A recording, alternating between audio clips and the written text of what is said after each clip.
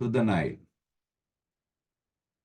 The common theme according to syllabus, nature. Nature. Now in this poem, we are going to discuss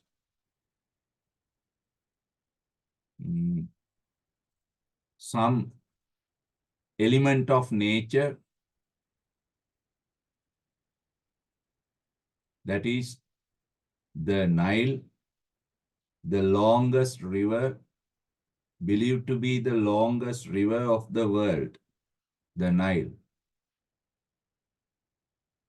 Now in this poem, John Keats, a poet, Keats discusses the Nile, its beauty, its power, natural beauty, natural power, cultural aspects,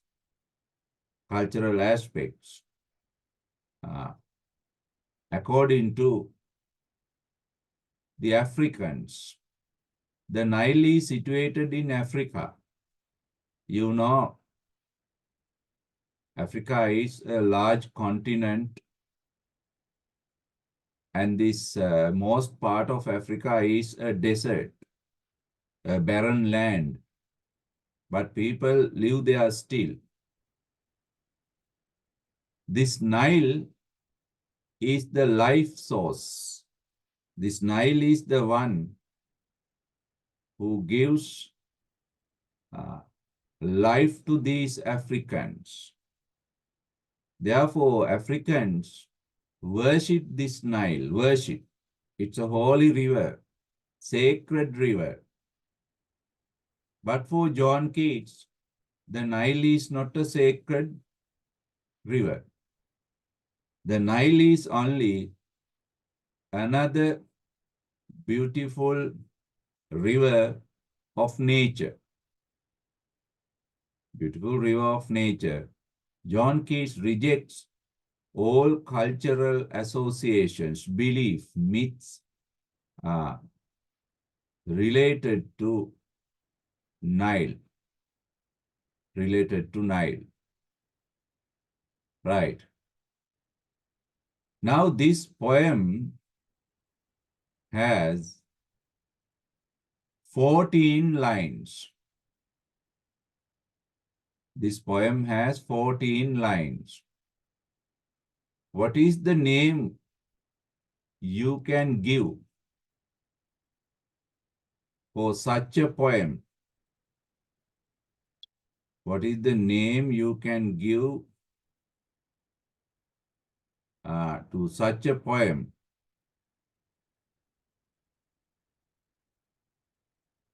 "14 lines.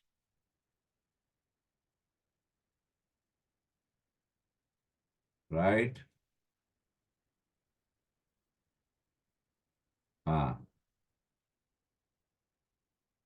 Can you give a special name to a poem like this?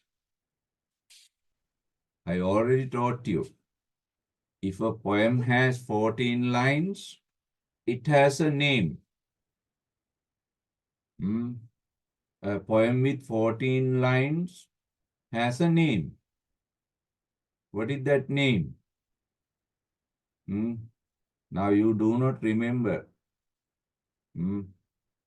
what I have taught you in previous lessons. Very sorry. Can you remember the poem "To the Evening Star"? In that discussion, I gave you that name. Yes. Now this poem has 14 lines, if you count them. Right? 1, right? This is second, third, fourth, fifth, sixth, seventh, right? Eighth, ninth, 10, right? 11, 12, 13, exactly 14 lines. What is the name? Yes, Chamodya, what is the name? Hmm?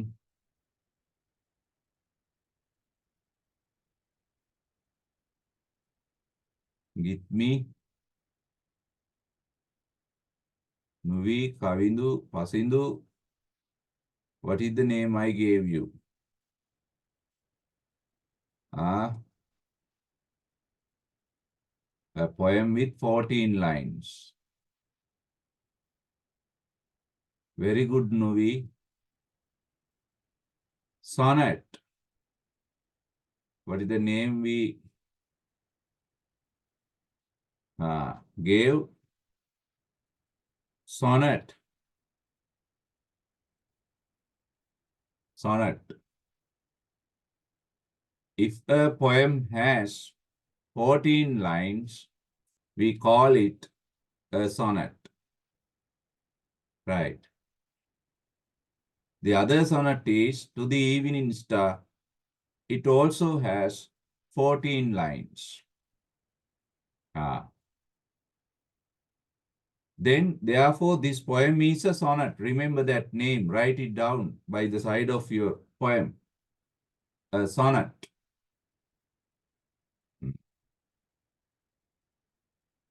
Sonnets are written about certain objects or people. Sonnets are composed. Composed means simply written to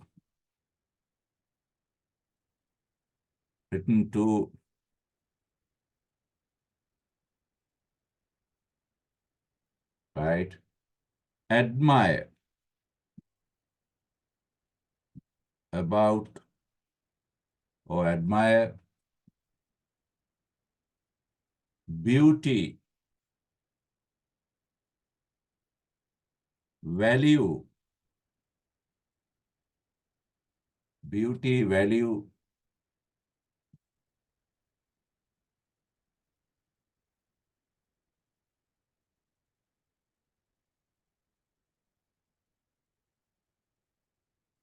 beauty, value,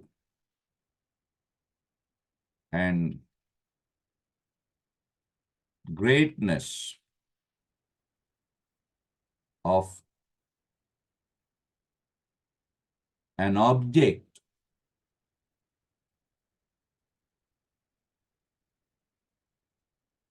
or a person, right? Sonnets are written or composed to admire beauty, value, and greatness of an object or a person, right? Sonnets. Now, the object in the sonnet is the Nile. The object of the sonnet is the Nile. Keats write this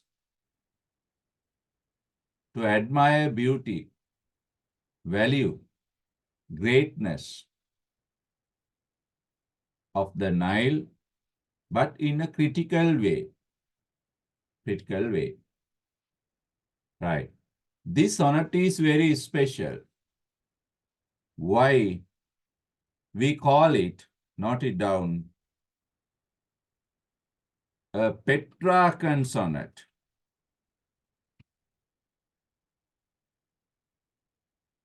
Petrarchan sonnet. Petrarchan sonnet. Why do we call it a Petrarchan sonnet? Note it down. Petrarchan sonnet.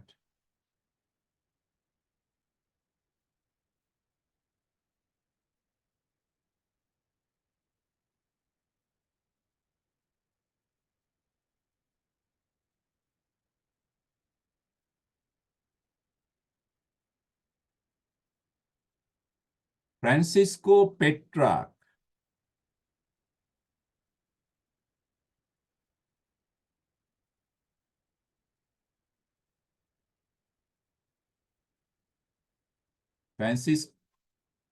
Francisco Petrarch was an Italian poet. It is this Petrarch who invented the sonnet tradition. Francisco Petrarch is the inventor of is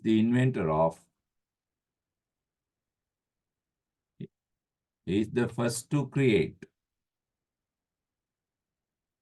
of the sonnet tradition,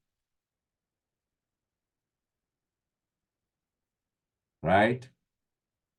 He is the creator.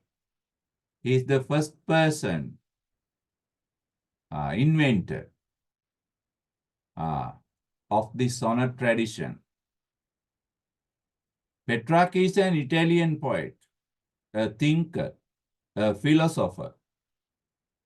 He is a scholar, educated person. He invented the sonnet tradition in Italy. Later, it came into England.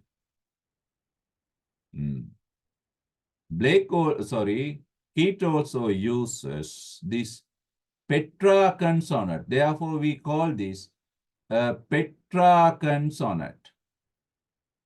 What sonnet? A Petrarchan sonnet. Right. Petrarchan sonnet. Note this down. Write this down by the side of your poem. Petrarchan sonnet. Right. Why do we call it a Petrarchan sonnet? Because it has some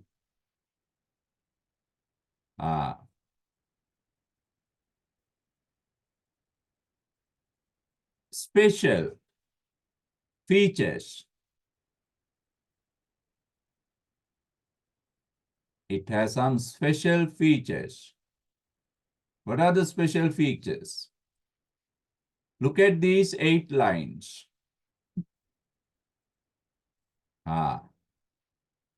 We call these 8 lines octave. Octa means 8. What do you call it? Octave. Right? You can write it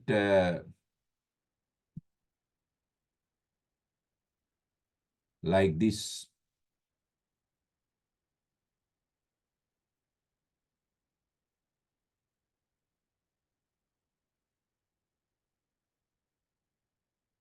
Octave.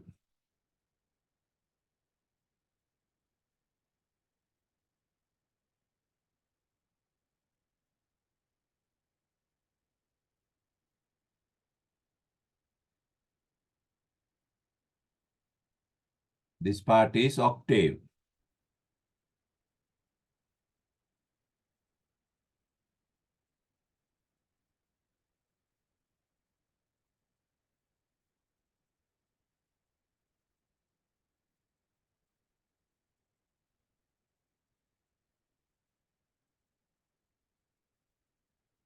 Octave. Right?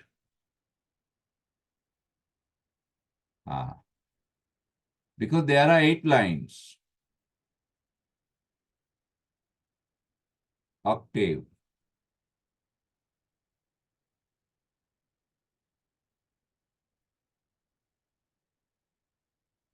octave.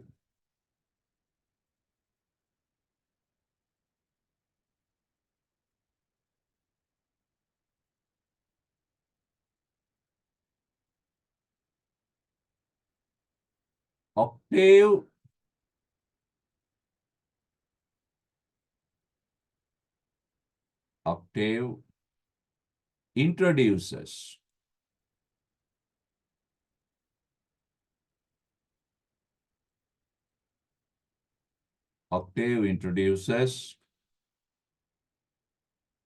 write down,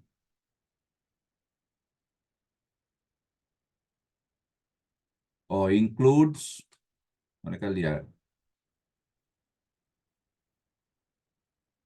octave includes the problem,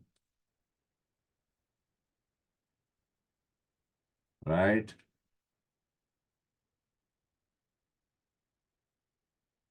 Or question.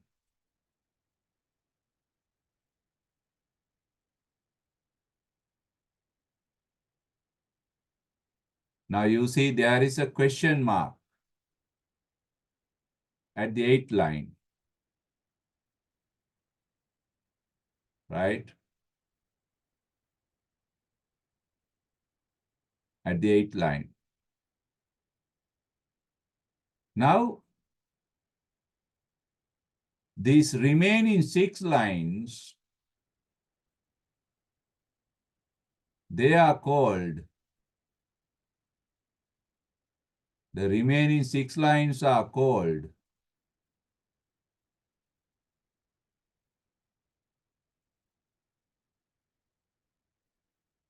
sestet.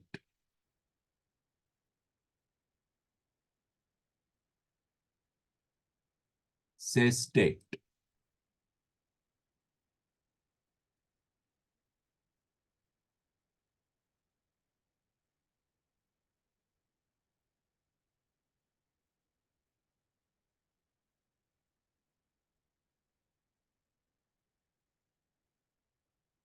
Sestet.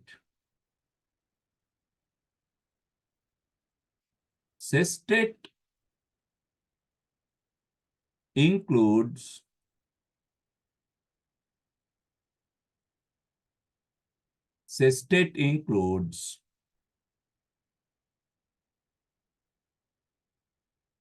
the answer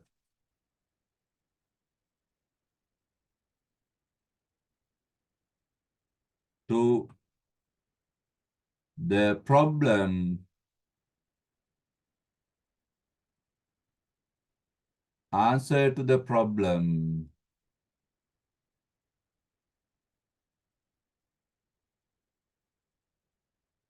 in the octave,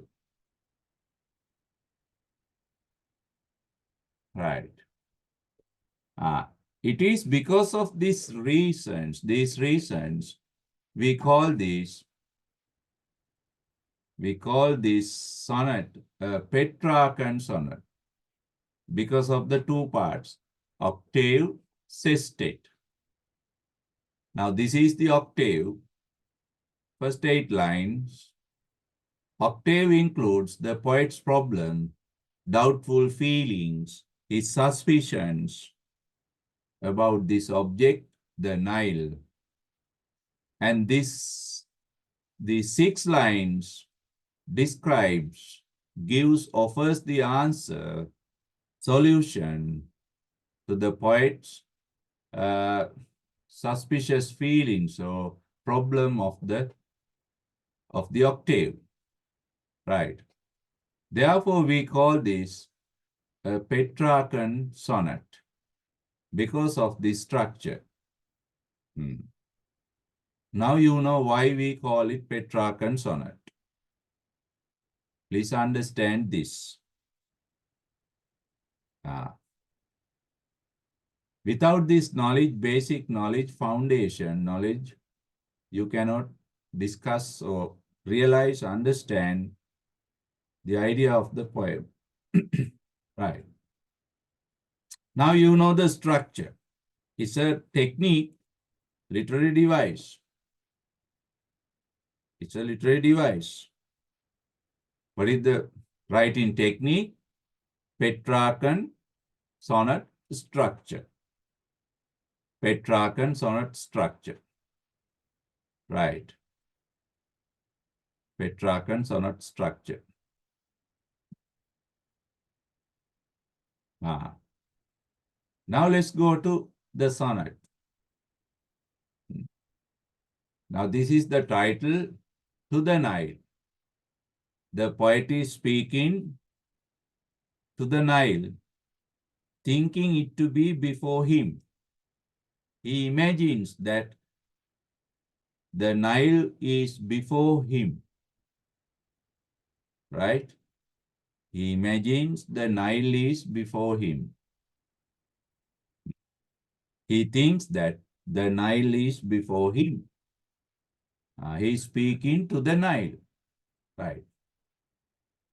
Octave, the poet's problem, the poet's suspicious feelings about the Nile are expressed here. Son of the all-moon mountains, Africans. Son of the all-moon mountains, Africans. Now, African people believe the Nile is the sun. The Nile is personified as a sun, who are the parents of the Nile, the all-moon mountains. The all-moon mountains. Moon mountain means high mountains, close to heaven, close to sky. Then there is some implied meaning, connotative meaning, that the Nile originates. The origin of the Nile or the birth of the Nile is high mountains, heavenly mountains. Even the mountains are personified as parents. It's a technique. You see, the very first line, in the very first line, the Nile is personified as a son of the parents all-moon mountains, heavenly parents.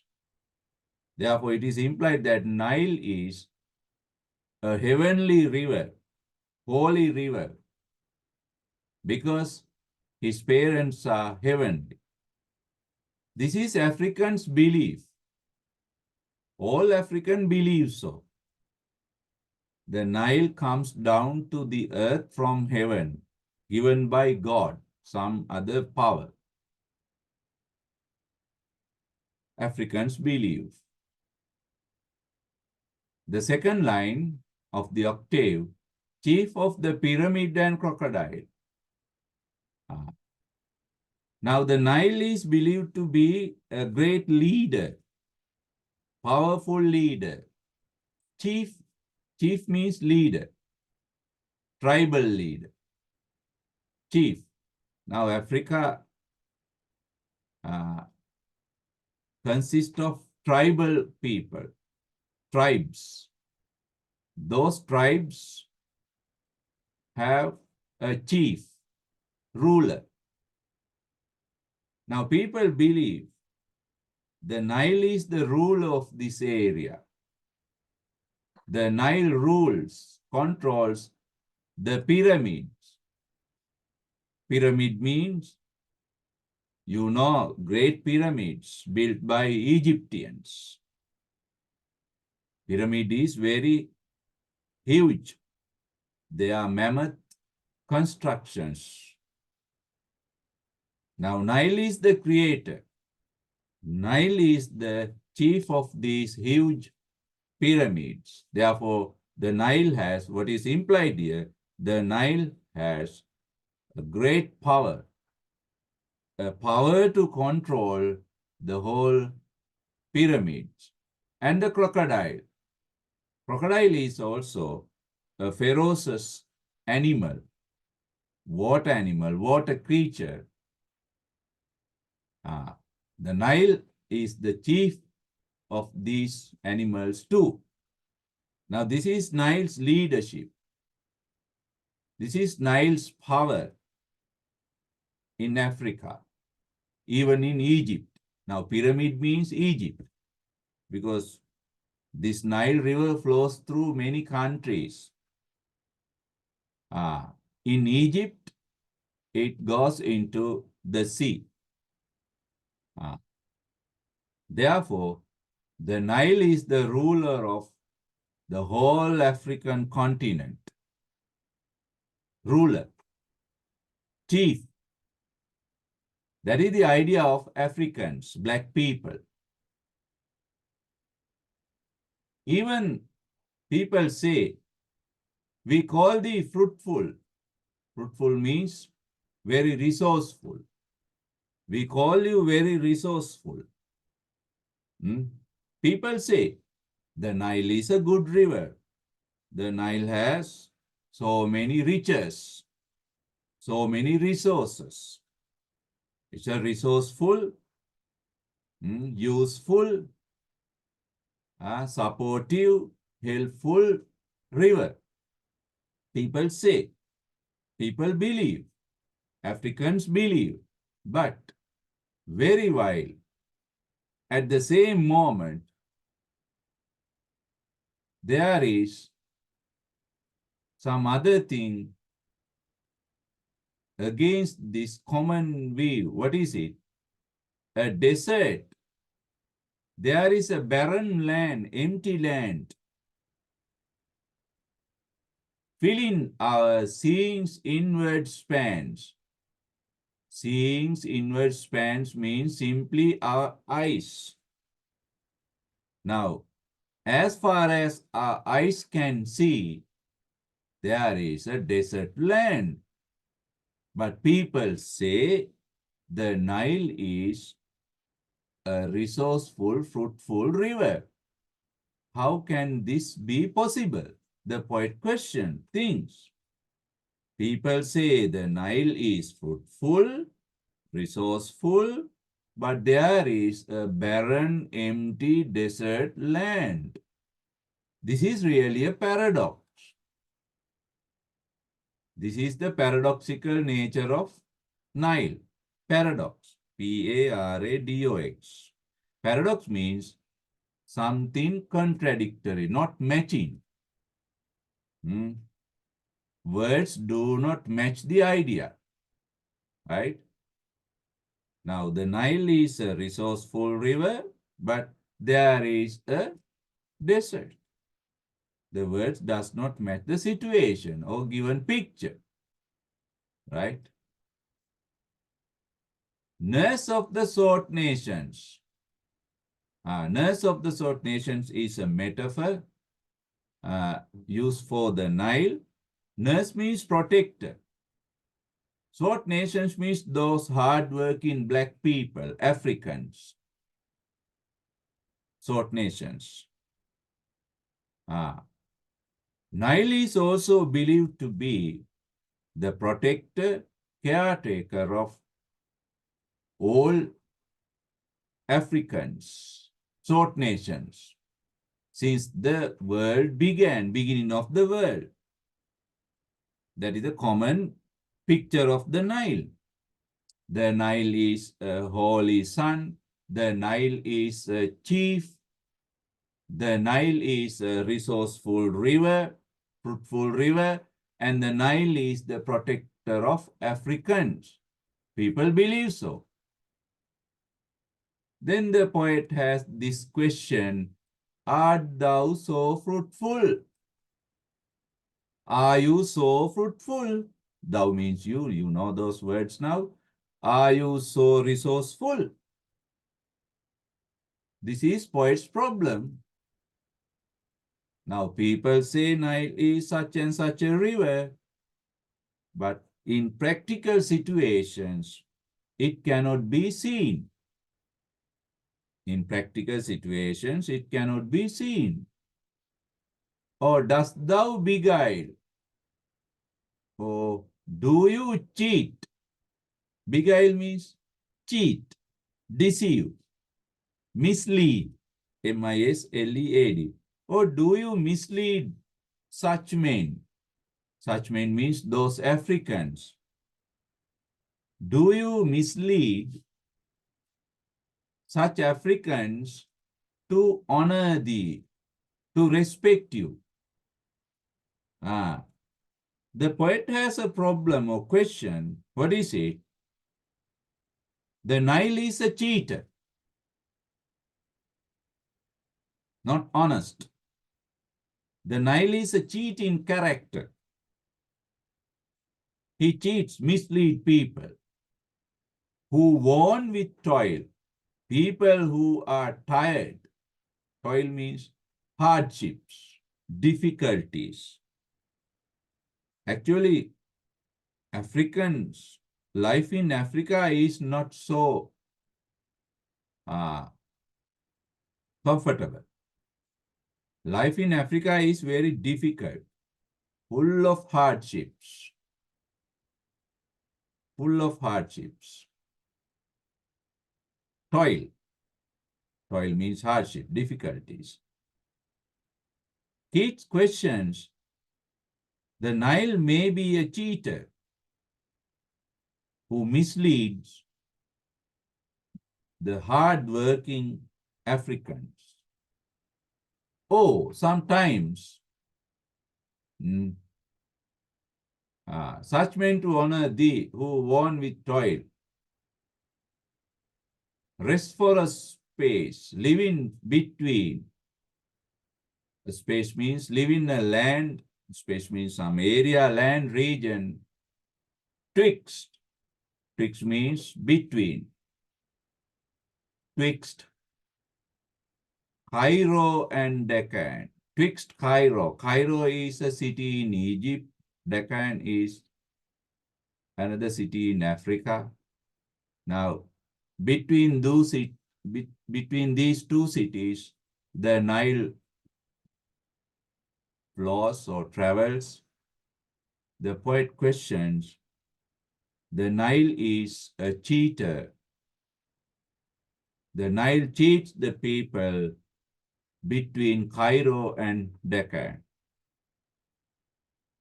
That is his suspicious feelings. That is the poet's doubt or suspicion. Is this Nile an honest person? Is it so fruitful? Does it have leadership, power? Is it a holy river? He questions in the octave. That is the idea of the octave, right? That is the idea of the octave, right?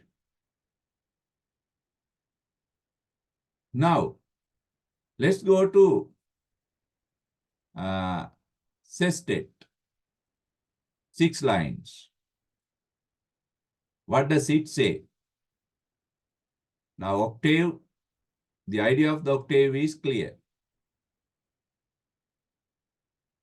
Then in the sestet,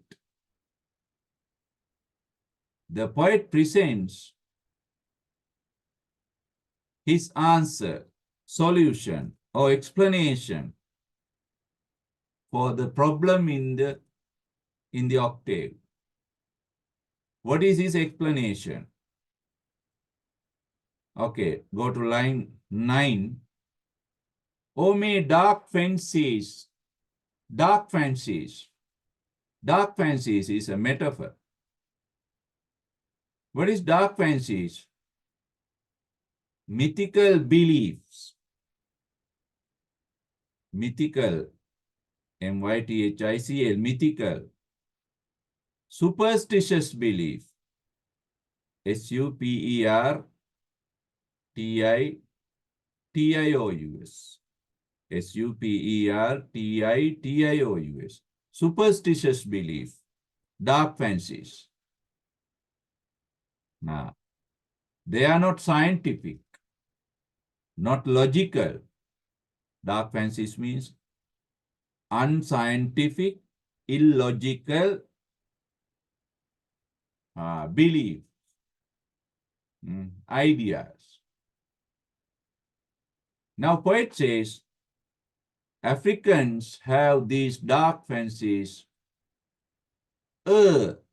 Means mislead, cheat. Means mislead. The poet says dark fancies, mythical belief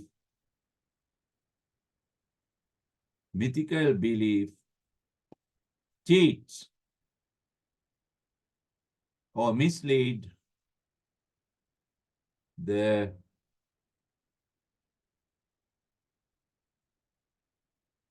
Nile Africans, right?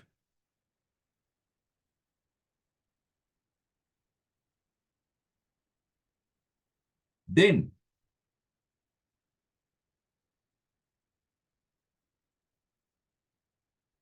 line 9 again. They surely do. They surely do. They surely do. Now, poet finally says, these dark fancies or mythical belief is the one reason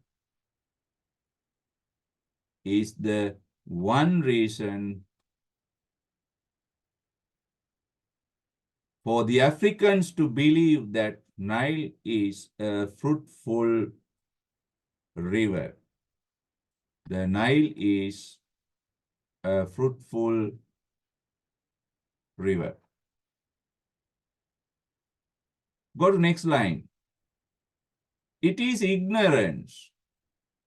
Another reason, ignorance. Tis means it is. Ignorance means no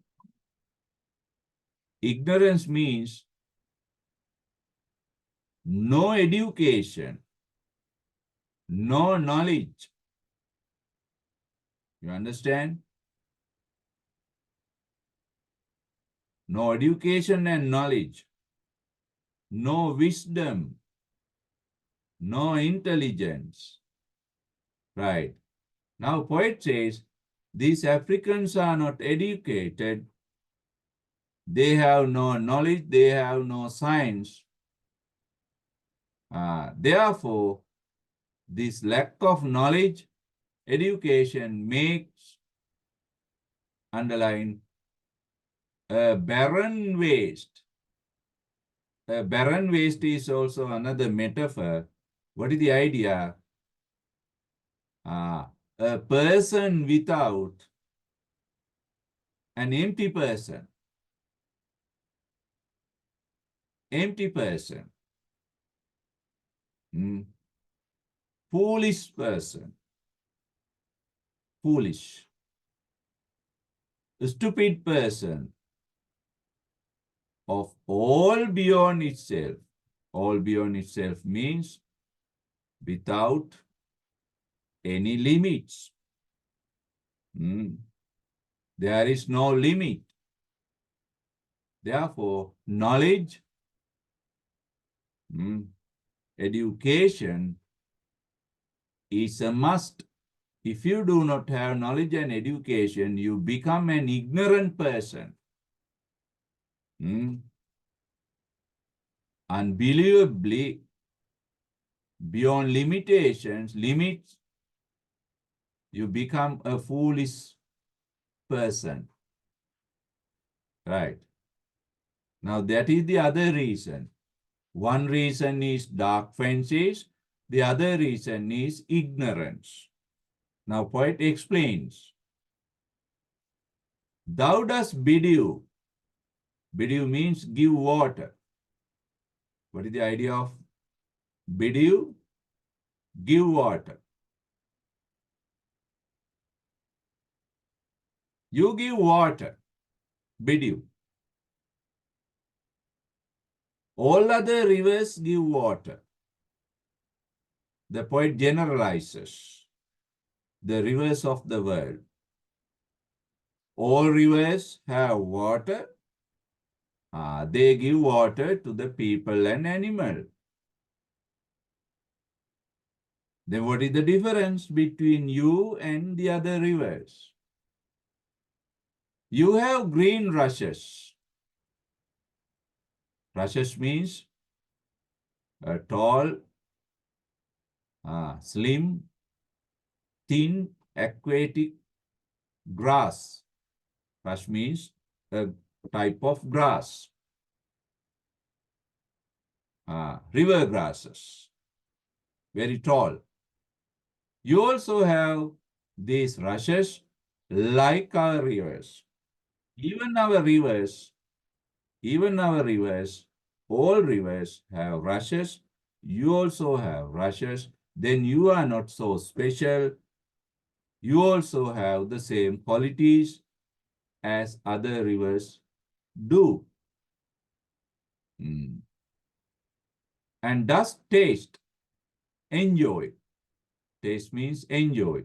You enjoy the pleasant sunrise. All other rivers enjoy the same sun like you. You don't have a different sun. You are not so special. Green isles. You also have green islands, small islands. Isles means other rivers also have small islands. Then what is the difference between you and the other rivers? No, nothing. No difference. Hast thou too? Have you too? You too have. You too have green islands. Other rivers also have green islands. And finally, final destination. What is it? Final destination is to the sea. All rivers in their journey, they are traveling, their flow in the sea. As happily does haste. Haste means travel or flow. All rivers in their journeys in the sea. You do the same thing. Right. Now, in this state, the poet explains or answers the question raised in the octave. Raised in the octave. Now, that is why we call this a Petrarchan sonnet. Petrarchan sonnet. Now, you can see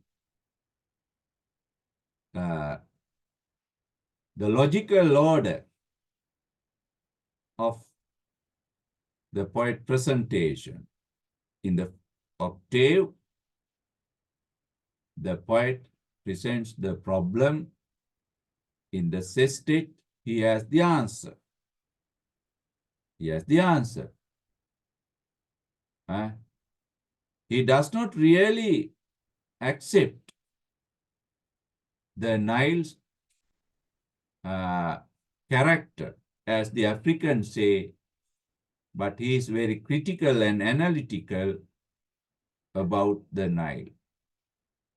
Now, this Petrarchan sonnet, all Petrarchan sonnets have a specific rhyming scheme. Rhyming scheme. Or rhyming pattern.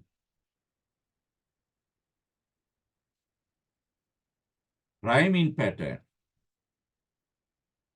Can any one of you find out a rhyming pattern for this? The octave has one pattern. The sestet has another pattern. I have taught you how to find out rhyming patterns. Okay, I'll give you few seconds, few minutes or some time to find out the rhyming pattern of this sonnet, Petrarchan sonnet. Try it to find out the rhyming pattern. Send me the answer. Okay, no answer came. It means you have no understanding about rhyming pattern. African A, crocodile B, while B, span A, began A, beguile B, toil B, Deccan A. Now, what is the rhyming pattern of octave A, B, B, A, A, B, B, A? That is the rhyming pattern of octave. Then rhyming pattern of sestet, C, do C, waste, D, bidu again, C, oo sound, do, bidu, oo, taste, D, to again, C, haste again, D. Right? D.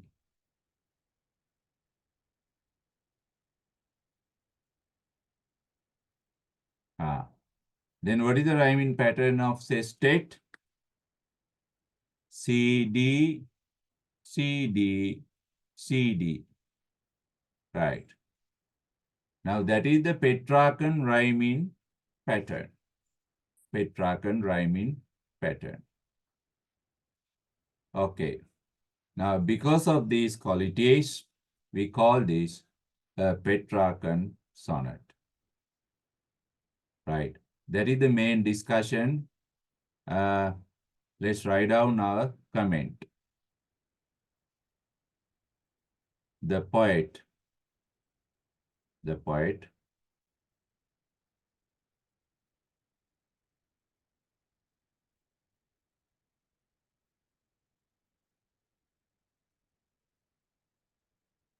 John Keats.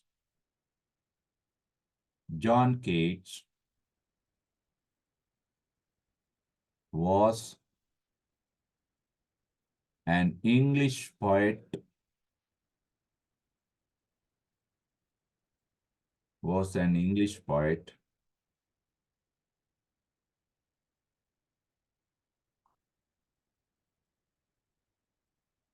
English poet.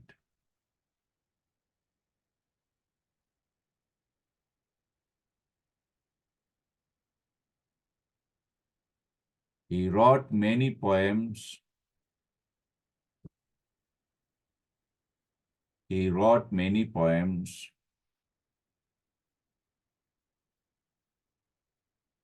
on the subject of nature.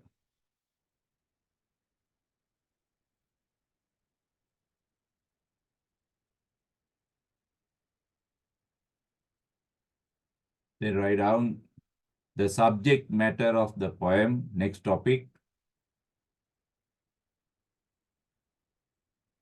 The subject matter of the poem.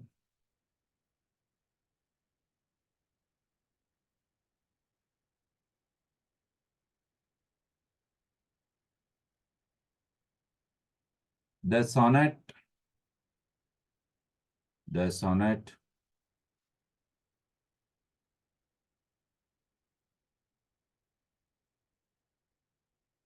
Is an address. The sonnet is an address to the longest river is an address to the longest river of the world.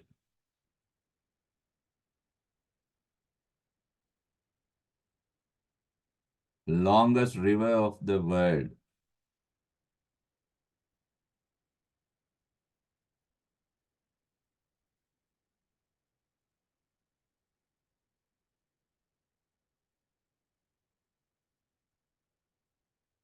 The African people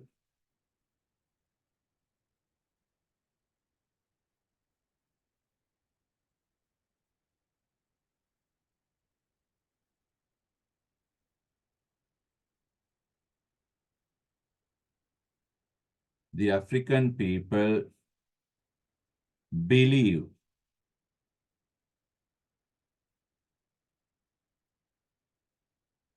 believe that the Nile is a sacred river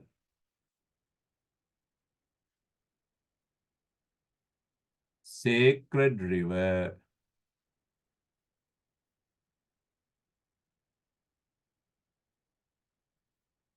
giving life giving life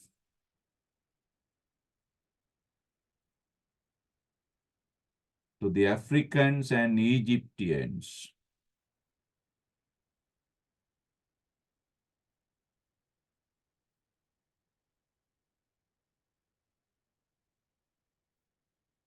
To the Africans and Egyptians.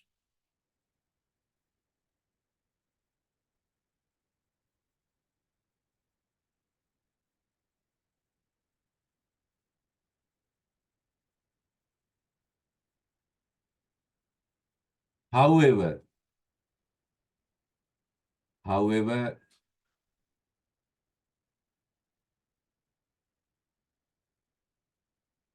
the poet rejects. However, the poet rejects all mythical belief, all, A-double-L, all mythical, M-Y-T-H-I-C-L, all mythical belief associated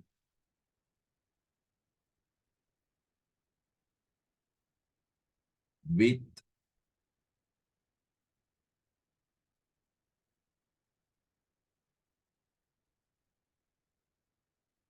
and given upon the Nile and given upon the Nile.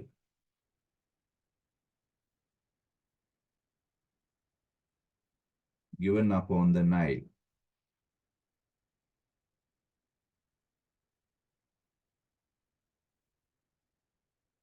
He comments that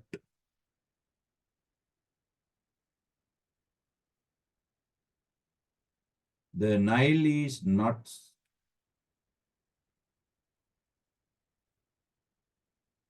so special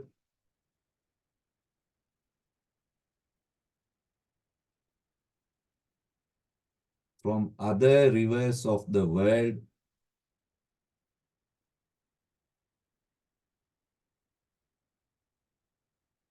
and it has only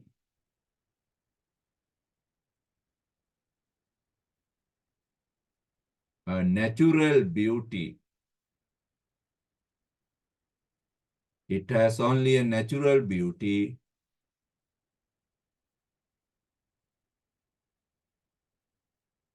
and nothing else.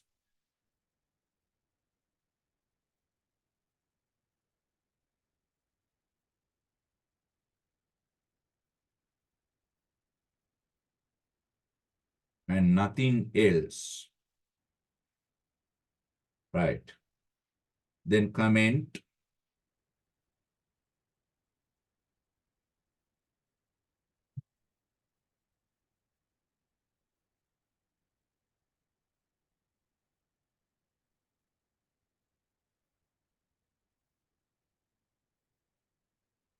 The poem, the poem to the Nile, the poem to the Nile is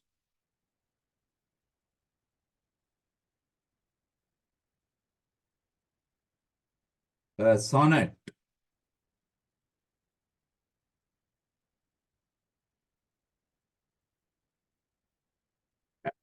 A sonnet addressed, A-double-D-R-E-double-S-E-D, addressed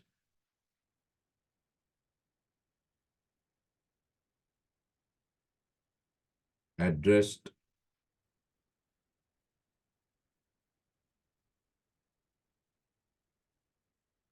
to the longest river of the world,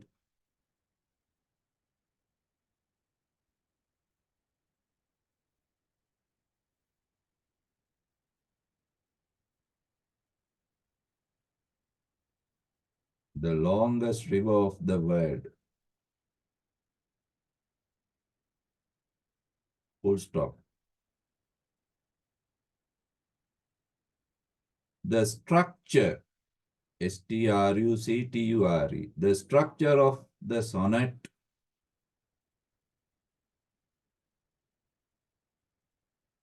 is Petrarchan. The structure of the sonnet is Petrarchan. Petrarchan.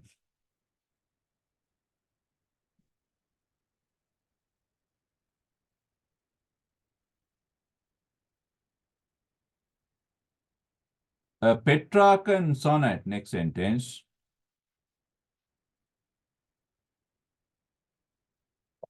A Petrarchan sonnet. A Petrarchan sonnet has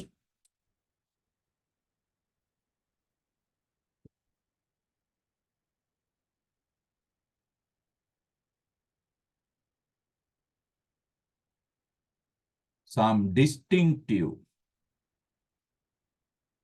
D-I-S-T-I-N-C-T-I-V, distinctive features of it on, of it on.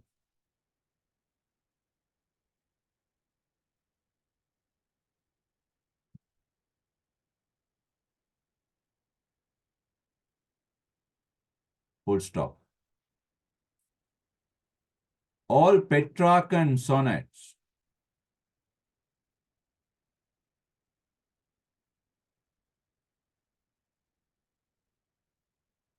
all Petrarchan sonnets are divided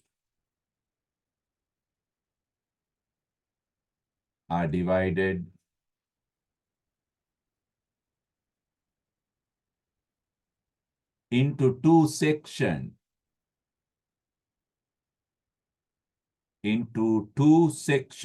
S-E-C-T-I-O-N, section.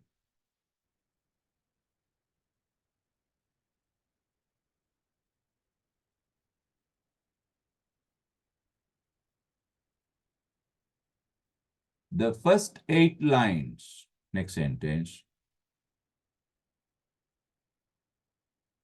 The first 8 lines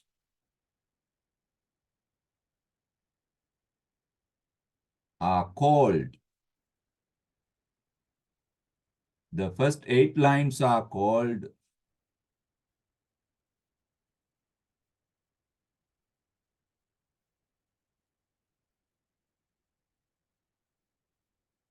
the first 8 lines are called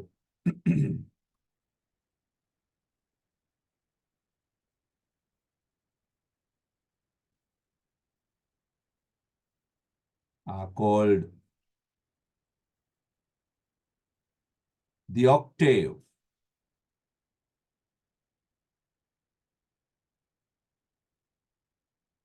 Are called the octave.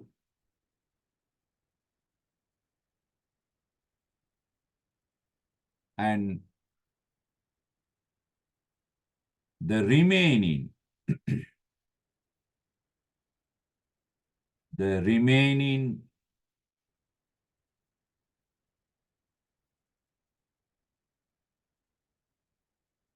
6 lines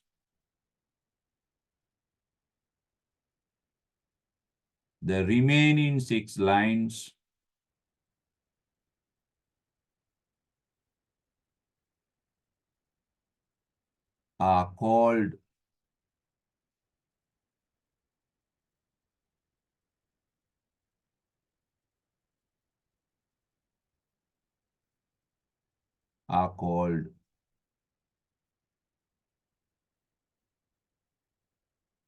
sestet.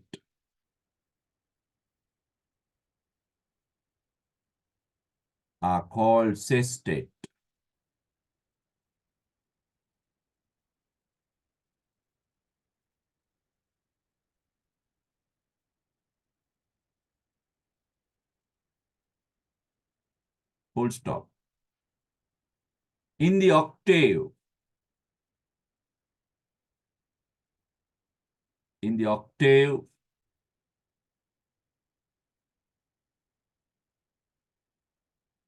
in the octave,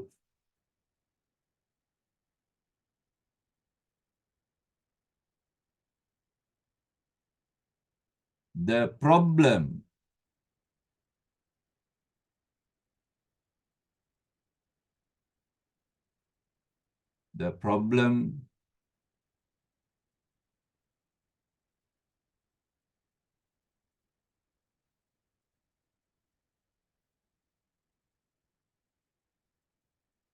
raised, R-A-I-S-E-D, raised by the poet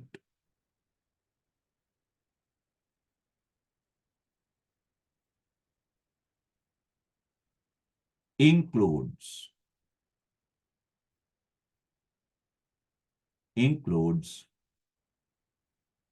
and in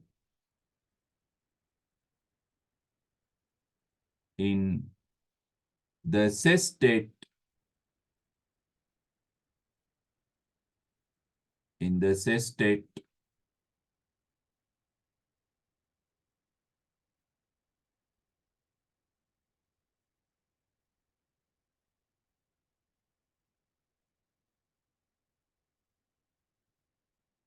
the solution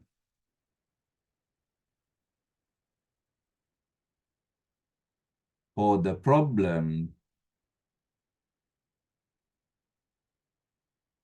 is given. The solution for the problem is given.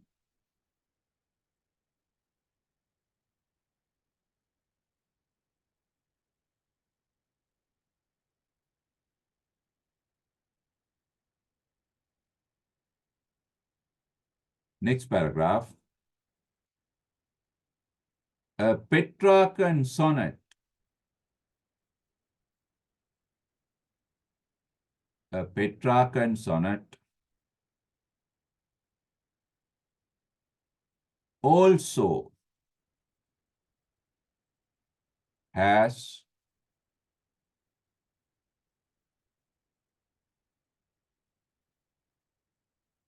a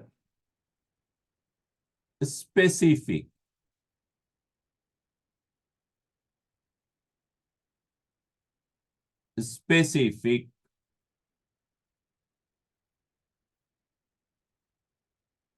rhyming,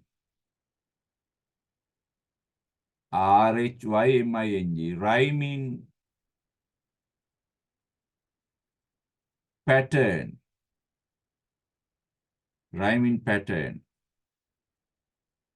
specific rhyming pattern.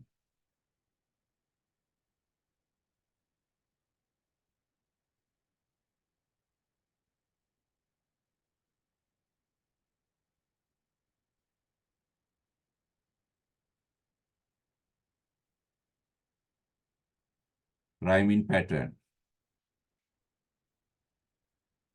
In the octave, the rhyming pattern is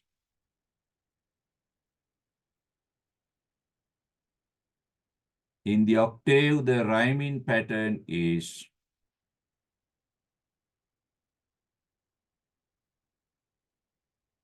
A, B, B, A, B, B, A. In the octave, the rhyming pattern is A, B, B, A, B, B, A.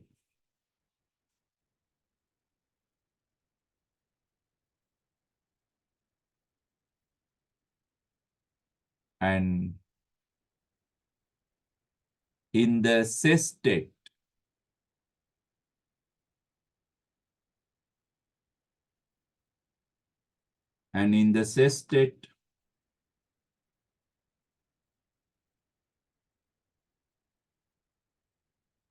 it is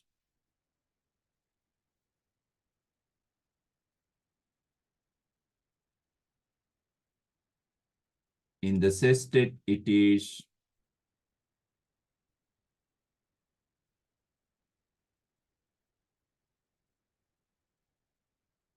CD, CD, CD.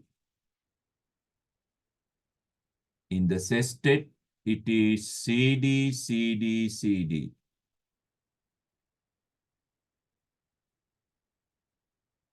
CD, CD, CD. Right. Now that is about the Petrarchan sonnet tradition.